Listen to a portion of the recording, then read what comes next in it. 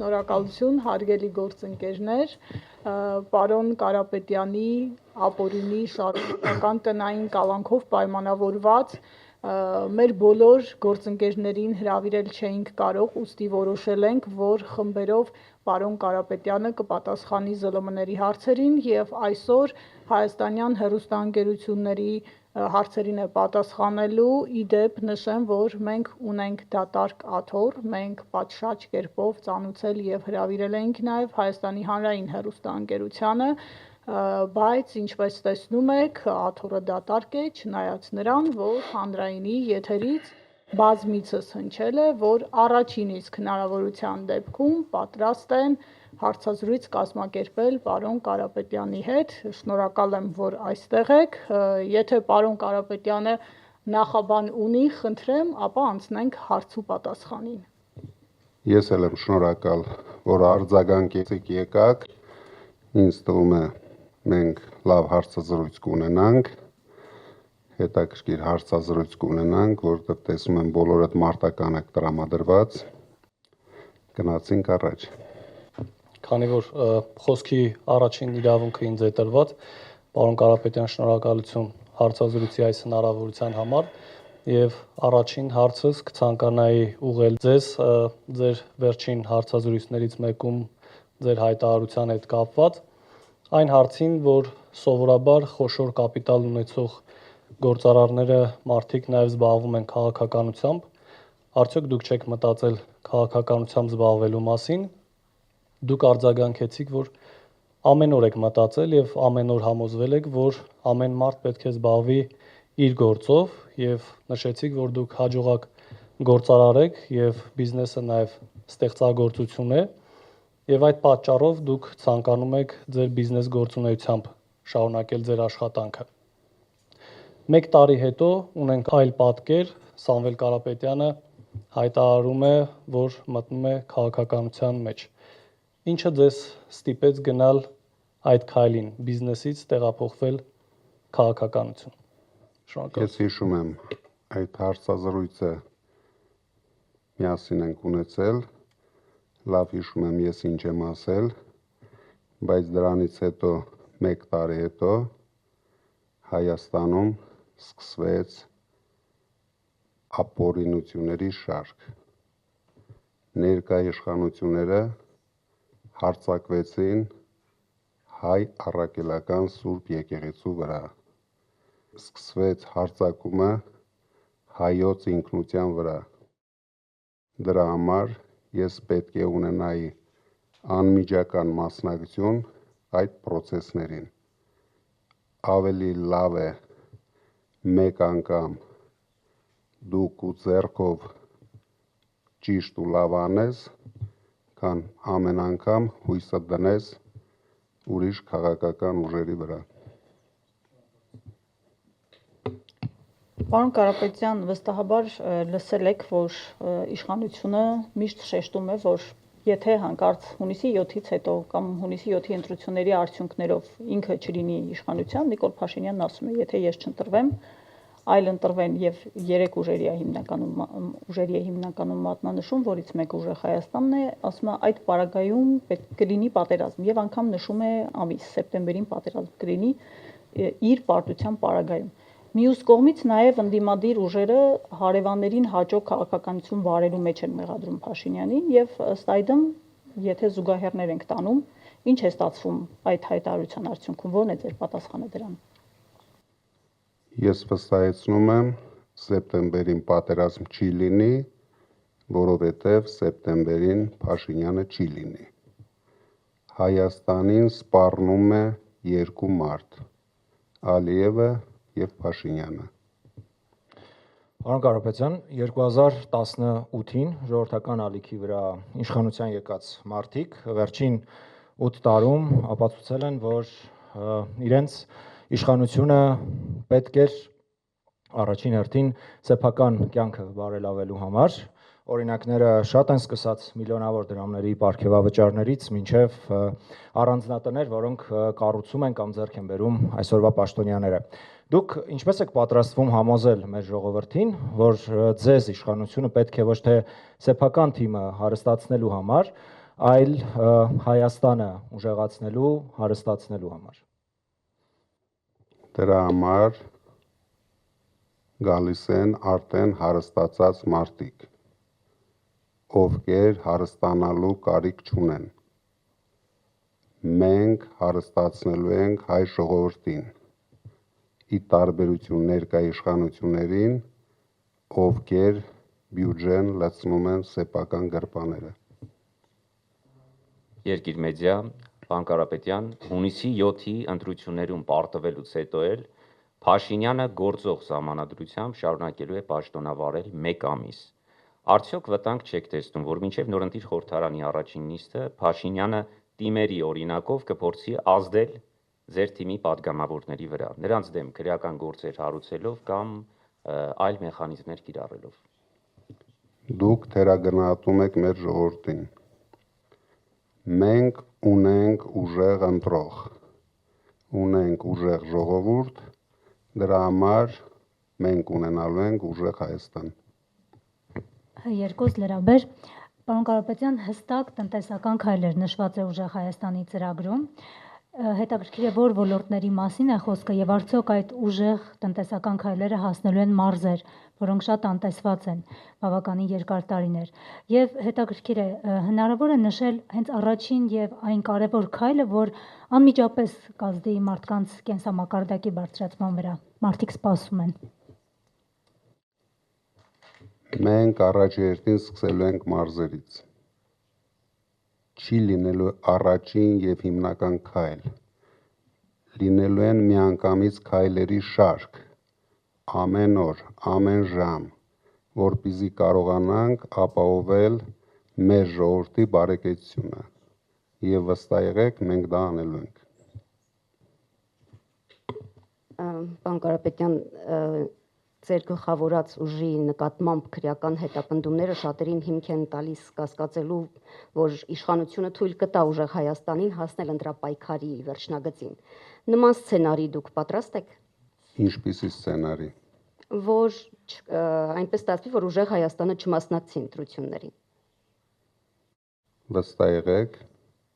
շատ շուտով մենք ունենալու ենք ուժեղ Հայաստան։ Բոլոր ապօրինությունները մնալու են հետևում։ Այս իշխանությունները ոչ թե վաղն է պատրաստվում ինչ-որ ապօրինություններ անի, մենք դա մեր վրա զգում ենք ամեն օր, ամեն ժամ։ Դրա համար մենք արդեն իմունիտետ ունենք եւ գնում ենք բացարձակ հաղթանակի։ Պարոն Կարապետյան, եթե հունիսի 7-ի ընտրությունների արդյունքներով դուք Գագիկ Ծառուկյանը եւ Ռոբերտ Քոչարյանը հաղթահարեք անցողիկ շեմերը եւ ստացվի նաեւ այնպես, որ կոալիցիայի միջոցով հնարավոր լինի հասնել իշխանության։ Դուք այդ դեպքում դիտարկում եք բացառապես ձեր թեկնածությունը, թե հնարավոր է աջակցեք նաեւ Բարգավաճ Հայաստան կուսակցության թեկնածուին կամ Ռոբերտ Քոչարյանի թեկնածությունը։ Նորից կրկնում եմ, մենք գնում ենք բացարձակ հաղթանակի։ Մի քանի օր առաջ Գագիկ Ծառուկյանը եւ Ռոբերտ Քոչարյանը հայտարարեցին, որ իրենք աջակցելու են առաջի հաղթող ուժին։ Քանի որ մենք վստահ ենք մեր հաղթանակի մեջ, դա նշանակում է, որ իրենց հայտարարությունը մեր մասին էր։ Պարոն Կարապետյան, կարծում եմ նորություն ասած չեմ լինի, որ դուք եւ Արցախի նախկին պետնախարար Ռուբեն Վարդանյանը բավական շատ ընդհանրություններ ունեք։ Երկուսդ էլ բիզնես գործունեություն եք ծավալել Ռուսաստանում, մեծ ներդրումներ եք արել եւ Հայաստանում եւ Արցախում, բայց այսօր Ռուբեն Վարդանյանը օրինակ գտնվում է Բաքվի բանտում։ Դուք հաշվի առնելով ձեր կապերը, ծանոթությունները եւ հնարավորությունները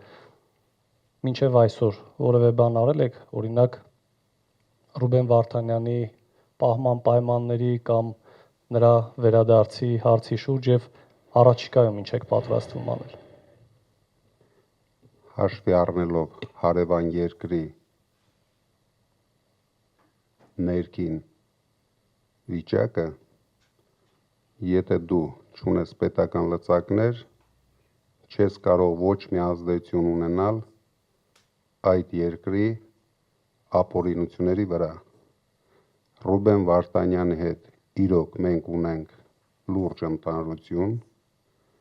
երկու հարազատ ընկերներով մեզ կալանավորեցին,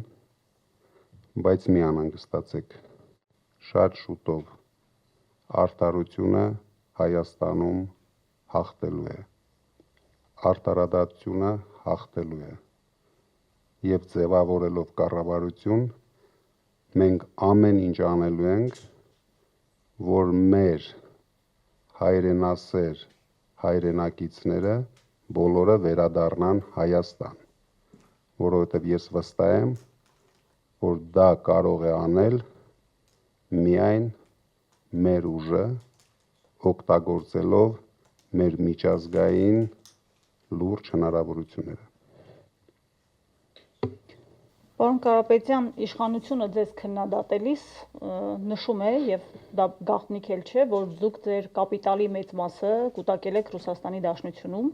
Իհարկե ձեր թիմակիցները թվարկում են նաև այլ երկրների անուններ, բայց զգալի մասը կուտակվել է Ռուսաստանում ձեր կապիտալի, եւ իշխանությունները ձեզ քննադատելիս ասում են, որ ձեր հաղթանակի պարագայում կամ ձեր ծրագրերի իրագործման պարագայում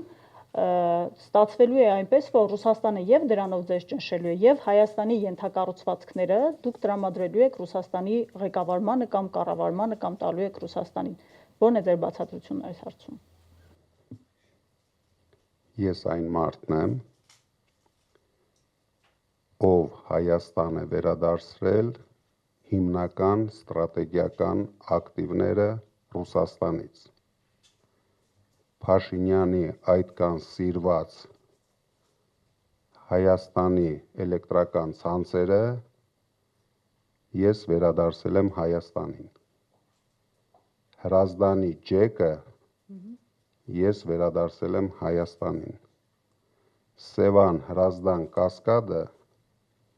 ես վերադարձել եմ Հայաստանին։ Հիմա էլ ես եմ վերադառնում Հայաստան։ Այսինքն մտավախություն չկա, որ ձեր կապիտալի համար, օրինակ Ռուսաստանը ձեր նկատմամբ ճնշումներ կկիրառի։ Մտահոգ չեք։ Բացարձակ մտահոգ չեմ, իսկ եթե կիրառեն, այդ դեպքում նույնպես բացարձակ մտահոգ չեմ։ Պարոն Կարապետյան, ոչ միայն այսօր, այլ ընդհանրապես շատ խոսում եք նրա մասին, որ միանշանակ հաղթելու եք այս ընտրություններում։ Հետաքրքիր է, որտեղից է այդ վստահությունը, սոցիոլոգիան է, թե այլ տեղից, որովհետև տնային կալանքում եք եւ ժողովրդի հետ ուղիղ շփվելու հնարավորություն էլ չունեք։ Եվ հաշվի առնելով նաև 2021-ի ընտրություններում, երբ կար եւս մի տեխնացու, ով հայտարարում էր, որ անպայման հաղթելու է Փաշինյանին, բայց դա չստացվեց։ Ձեզ մոտ ինչպես է դա ստացվելու եւ որտեղից է այդ վստահությունը։ Մեզ վստահություններ շնչում է մեր ժողովուրդը, մեզ վստահություններ շնչում են բոլոր հարցումները, մեզ վստահություններ շնչում է Փաշինյանի բացարձակ ցածր ռեյտինգը, իսկ ինչ վերաբերվում է տնային կալանքի պայմաններում, այնպես է ստացվել, որ կալանքում նույնպես հեշտությամբ կարելի հաղթել Փաշինյանին։ Պարոն Կարապետյան, 2021 թվականի համապետական ընտրություններին եւ 2025 թվականի Գյումրու քաղաքապետի ընտրությունների ժամանակ ինչ որ X պահի հանկարծ անջատվեց էլեկտրականությունը։ Դուք որպես հեծի փաստացի սեփականատեր մտավախություն չունեք, որ նույնը, բայց ավելի մեծ մասշտաբով կարող է կրկնվել այս համապետական ընտրություններին եւ իշխանությունը մեղքը բարդի ձեզ վրա։ Արդեն 1 տարի է հեծը շատ վատ կառավարվում է ներկա իշխանության եւ իրենց վատ կառավարիչների կողմից։ Դրա համար ամբողջ պատասխանատվությունը կրում են թե այս իշխանությունը, թե ներկա կառավարիչները։ Հույսով եմ այդպիսի ապօրինություններ նրանք չեն անի, որի համար հետագայում լուրջ պատասխանատվության են ենթարկվելու։ Պարոն Կարապետյան, յուրաքանչյուրիս ողջ հասարակությանը հետաքրքրող ամենակարևոր հարցը։ Ասացիք, որ սեպտեմբերին պատերազմ չի լինելու։ Հետևաբար անվտանգության ոլորտից խոսենք։ Այստեղ առաջնահերթությունները ինչպես է պատկերացնում ուժեղ Հայաստանը։ Սահմանների ամրապնդում, ներքին կայունություն, միջազգային համագործակցության ընդլայնում կամ այս ամբողջի համադրությունը։ Այս մասին խնդրում եմ։ Մենք նայում ենք ամբողջի համադրությունը։ Մենք հասկանում ենք, որ չունենալով ուժեղ տնտեսություն, անհնար է շարունակել մնացածի մասին խոսելը։ Դրա համար մենք վստահ ենք, որ ուժեղացնելով մեր տնտեսությունը, մենք ունենալու ենք արժանապատիվ, երկարատև, կայուն խաղաղություն։ Պարոն Կարապետյան, արդեն խոսեցիք Ռոբերտ Քոչարյանի եւ Գագիկ Ծառուկյանի հետ համագործակցության մասին, գործընկերոջս հարցին պատասխանեցիք, բայց այդուհանդերձ կցանկանայի, որ ավելի մի փոքր բացեք փակագծերն, օրինակ, թե որն է ուժեղ Հայաստան կուսակցության դիրքորոշումը Ռոբերտ Քոչարյանի գլխավորած ուժի Հայաստան Դաշինքի հետ համագործակցության վերաբերյալ։ Ես արդեն ասեցի, իրենք ունեն հայտարարություն։ Մենք գնում ենք բացարձակ հաղթանակի։ Այսօրվա դրությամբ ունենք երկու կոնկրետ պոզիցիա։ Այդ սահմաններում մենք աշխատում ենք։ Գնում ենք բացարձակ հաղթանակի, հիշելով Ռոբերտ Քոչարյանի եւ Գագիկ Ծառուկյանի հայտարարությունները։ Պարոն Կարապետյան, ապրիլի 1-ին, երբ Ռուսաստանում տեղի ունեցավ Վլադիմիր Պուտինի եւ Նիկոլ Փաշինյանի հանդիպումը, ակնհայտորեն Վլադիմիր Պուտինը իր աջակցությունը հայտնեց ձեզ, թեև որևէ անուն չնշվեց, բայց վերլուծաբանների գնահատմամբ խոսքը հենց ձեր մասին էր։ Դուք ինչպես եք վերաբերվում Վլադիմիր Պուտինի այդ աջակցությանը։ Նայեք, Հայաստանի քաղաքական դաշտի ապօրինությունների մասին այսօր գիտեն ամբողջ աշխարհում։ Մեր մասին ասում են ու գրում են Վաշինգտոնում։ Մեր մասին ասում են ու գրում են Լոնդոնում։ Մեր մասին ասում են ու գրում են Փարիզում։ Ռուսաստանում ամենաբարձր մակարդակով դրա մասին ասվեց, բայց դա չի նշանակում, որ մենք դիրքորոշում պետք է ունենանք դրա մասին։ Քանի որ Փաշինյանը այսօր ամեն ինչ անում է, որ Հայաստանը դարձնի գերտերությունների բախման կենտրոն, հետագա լուրջ ծրագրերով, ստեղծելով քաոս, Հայաստան բերելով 300,000 ադրբեջանցիների, իսկ մենք հասկանում ենք, որ 300,000 ադրբեջանցի բերելով մենք ստիպված ենք լինելու հայկական բանակում ունենանք ամենակիչը 10,000 ադրբեջանցի ծառայողներ։ Իսկ մենք շատ լավ ենք հիշում Սաֆարովի Հունգարիայում կատարածը։ Այսինքն մենք պետք է համբերատար նայենք այդ բոլոր քայլերին։ Դրա համար մեզ պետք է նոր ուժեղ առաջնորդություն, որպեսզի մենք կարողանանք հավասարակշռել մեր բոլոր միջազգային գործընկերներին։ Եվ վստահ եղեք, շատ շուտով մենք դա ունենալու ենք։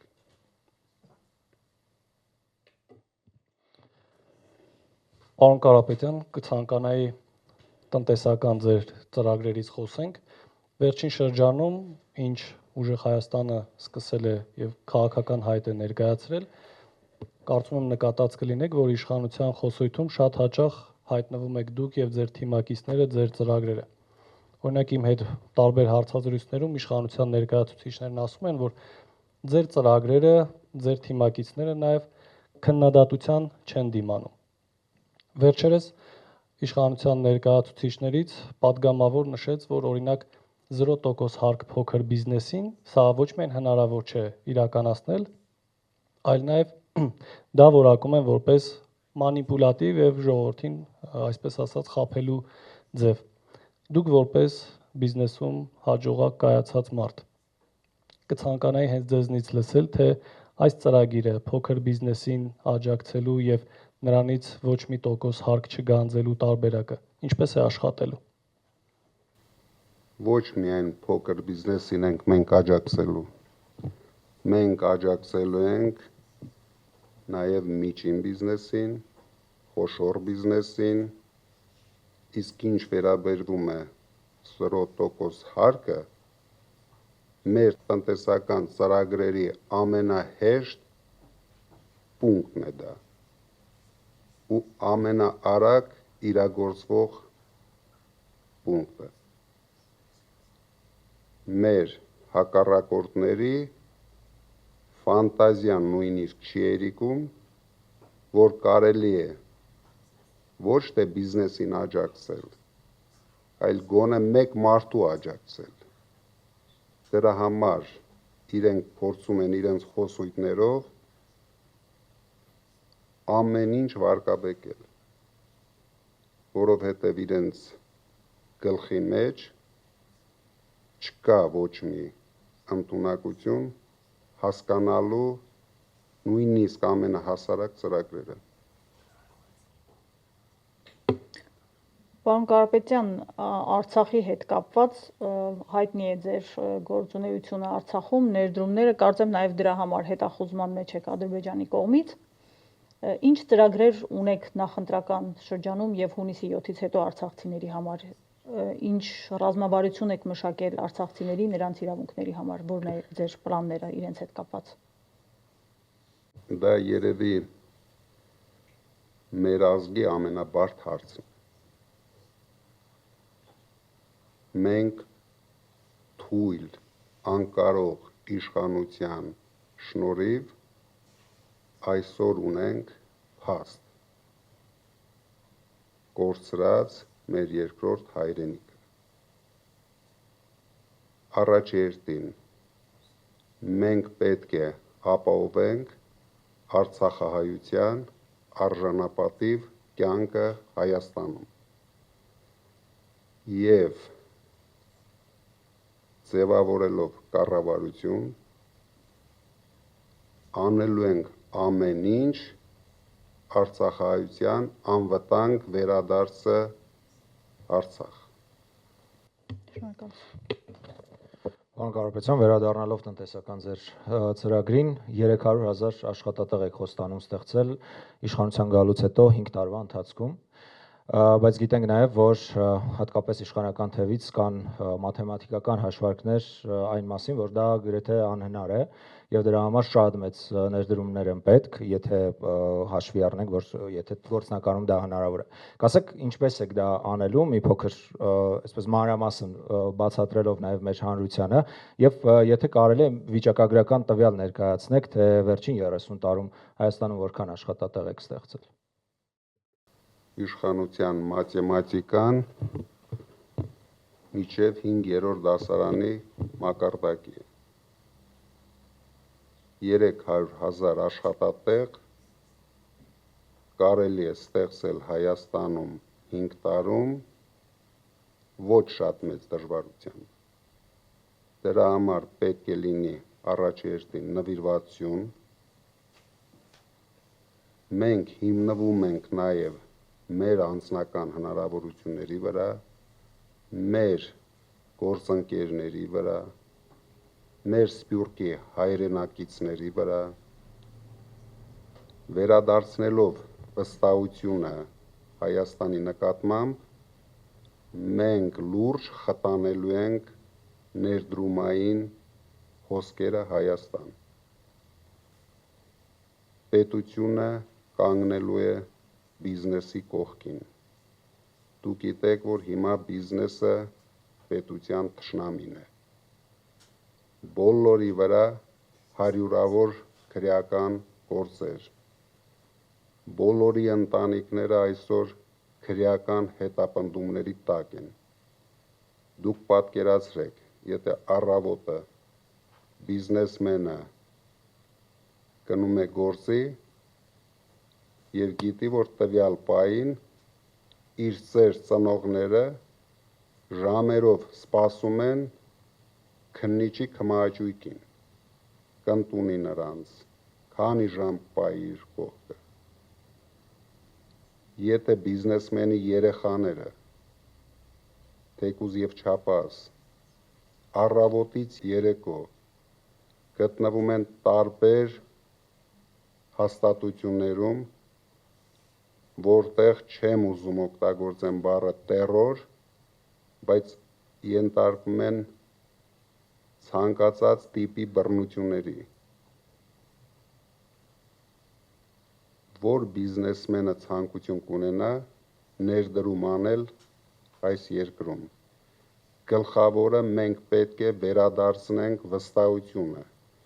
Գլխավորը մենք պետք է վերադարձնենք սփյուռքի վստահությունը իրենց հայրենիքի նկատմամբ։ Մենք Հայաստանը դարձնելու ենք 10 միլիոն հայի հայրենիք,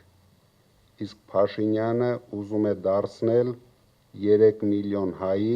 եւ 300,000 ադրբեջանցու հայրենիք։ Այդ քայլերով դուք վստահ եղեք, բացարձակ դժվարություն չկա, շատ արագ դուք տեսնեք, նույնիսկ առաջի արդեն ամիսներից դուք տեսնեք այդ զարգացումները։ Ինչ վերաբերվում է մեր ընկերության ներդրումային ծրագրերին, համենայն դեպս կարող եմ վստահ ասել, որ Փաշինյանի կառավարման տարիներին, եթե վերցնենք բոլոր խոշոր ներդրումները, բոլոր, համարժեք կլինեն կամ ավելի պակաս կլինեն, քան մեր ընկերության ներդրումները Հայաստան։ Մենք նույն տեմպը շարունակելու ենք։ Պարոն Կարապետյան, հիմա եթե եկաք իշխանության, Ադրբեջանի հետ խաղաղության պայմանագիր ստորագրելու եք եւ Թուրքիայի հետ դիվանագիտական հարաբերություններ հաստատելու եք, փորձելու եք գնալ նման քայլերի, թե ոչ։ Մենք թույլ չենք տալու այն սխալները, որը կատարեց ներկա թույլ իշխանությունը իր մեծամտությամբ, իր անկարողությամբ հասցրեց նրան, որ մենք կորցրեցինք մեր երկրորդ հայրենիքը։ Մենք վարելու ենք արժանապատիվ ճիշտ բանակցություններ։ Բերելու ենք գերտերությունների երաշխավորությունը, որովհետև ես վստահ եմ, Հայաստանի նման պետությունը չունենալով լուրջ երաշխավորություն, դառնալու ենք, ինչպես ասեցի, գործիք Ալիևի ձեռքերում։ Դրա համար այդ ուղղությամբ մենք վարելու ենք ճիշտ քաղաքականություն, լավ հարաբերություններ ենք ստեղծելու գերտերությունների հետ, տարածաշրջանային բոլոր երկրների հետ եւ ունենալու ենք արժանապատիվ երկարատև խաղաղություն։ Շնորհակալություն, գործընկերներ, եթե խնդրեմ։ Շատ լավ։ Պարոն Կարապետյան, հիմա մի գոյական եմ ասելու, խոստում։ Այս բառը այլևս մեր ժողովուրդը չի ընկալում, հասկանալի պատճառներով, ուստի պարզ է, որ վստահության վերականգնման եւ այդ վստահությունը ամրապնդելու խնդիր ունենք։ Այստեղ ինչ եք պատկերացնում, ուժեղ Հայաստանը ինչ է անելու։ Դրա համար հենց առաջի օրից մենք խուսափել ենք խոստում բառից։ Մենք ասում ենք, մենք երաշխավորում ենք, որովհետև ես գտնում եմ քաղաքական դաշտում միայն մեր ուժը կարող է այդպիսի հայտարարություններ անել, հաշվի առնելով մեր հնարավորությունները։ Պարոն Կարապետյան, շաբաթներ առաջ դատարանի դահլիճում ճեպազրույցի ժամանակ հայտարարեցիք, ձեր խոսքը ուղիղ մեջ բերեմ, Փաշինյանը բուժման կարիք ունի։ Փաշինյանը օրեր անց արձագանքեց, ասաց, որ ինքը վերջին 10 օրը հարբուխ է եւ շնորհակալություն հայտնեց իր առողջական վիճակով հետաքրքրվելու համար։ Հարբուխը նկատի ունեիք, երբ ասում էիք, թե Փաշինյանը բուժման կարիք ունի։ Հարբուխը դա գրիպն է։ Նայեք, արդեն 1 տարի է ես հետևելով Փաշինյանի անհասկանալի քայլերին եկա հետևության, որ ինքը հիվանդ է, բայց ես իրոք մտածում էի, որ կոնկրետ հիվանդության մասին, ես պատկերացում չունեի, որ ինքը շատ հիվանդություններ ունի։ Իրականում հարցերը շատ են, հատկապես որ առաջին առիթն է, պարոն Կարապետյան, ես ձեր թիմակիցներին հնարավորություն ունեցել եմ այս հարցը տալու, բայց այնուամենայնիվ մնում է մի բաց, եթե անգամ հունիսի 7-ին ուժեղ Հայաստանը բացարձակ մեծամասնություն է կազմում, վարչապետի թեկնածության հարցը լուծվելու է առաջիկա ամիսների ընթացքում եւ սահմանադրությունը պարտադրում է նախագահին, որպեսզի արագ այդ հարցերը կարգավորի։ Եվ քանի որ դուք այդ ցուցակումները արված չեք, ինչ որ մեկը պետք է լինի վարչապետ, մինչև սահմանադրության 148-րդ հոդվածը կփոխվի։ Այդ մեկը փաստացի Նարեկն է Կարապետյան։ Անցումային փուլում ինչ որ մեկը պետք է լինի։ Նարեկ Կարապետյանը այդ հարցին արդեն պատասխանել է։ Իմ պատասխանը նույնն է։ Շատ լավ, շնորհակալություն։ Հարգելի գործընկերներ, շնորհակալ ենք, ինչպես նշեցի, հաջորդիվ պարոն Կարապետյանը կպատասխանի մեր մյուս գործընկերների հարցերին եւ հաջորդ հարցազրույցը չի ուշանա, շնորհակալ։ Մարիանա, բայց ես պատրաստ եմ, եթե էլի հարցեր կա։ Պարոն Կարապետյան, բայց մեկ հարց տամ ձեր թույլտվությամբ, կարող եք ընդգրկել, կարող եք չընդգրկել, բայց այնուամենայնիվ, եթե ձեր նկատմամբ քրեական հետապնդումը չլիներ, քաղաքական հայտ ներկայացնելու էիք։ Դուք կարող է իմ ասածները լիրիկայի ժանրից ընդունեք, բայց իհարկե, եթե չլիներ իմ նկատմամբ քրեական հետապնդում, եթե չլիներ Փաշինյանի վերջի տարվա անկանոն շարժումները, հարձակումները թե մարդկանց, թե մեր ինքնությունների վրա, ես նույնիսկ ամենավատ երազում չէի պատկերացնում ինձ քաղաքական դաշտում։ Բայց եթե հարցը